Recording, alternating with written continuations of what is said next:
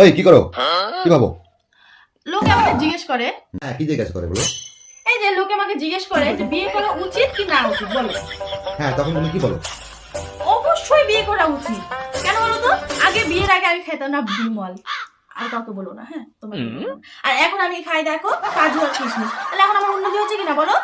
আর বিয়ের আগে আগে মায়ের সঙ্গে ঝগড়া করে আমি বাইরে যেতাম, তাও কোনো শান্তি পেতাম না, মনে কোনো শান্তিই থাকতো না। আর এখন দেখো তোমার সঙ্গে বিয়ে করে কি শান্তিটাই না লাগে, তোমার সঙ্গে ঝগড়া করার পর। কি যে শান্তি। আর আগে দেখো আমার মায়ের কথাই আমার সহ্য হতো না, কারো কথা সহ্য হতো না। আর এখন দেখো আমার শাশুড়িকেও সহ্য করতে হয়, তোমার মাকেও সহ্য করতে হয়। এই আমার মা তোমার শাশুড়ি তো একই ব্যাপার। এই হইলই একই ব্যাপার। আর ভাবো বিয়ের আগে আমার কথা কেউ পাত্তাও দিত না, আর এখন দেখো তুমি ওঠো আর বসো আমার কথা। তাহলেই বলো এবার বিয়ে করা উচিত কি উচিত না? অবশ্যই ছেলেদের জন্য উচিত না। হ্যাঁ কি বললা? না, কিছু বলিস, কিছু বলিনি। উচিত, অবশ্যই উচিত, বিয়ে করা উচিত। হ্যাঁ তাই বলো, আমি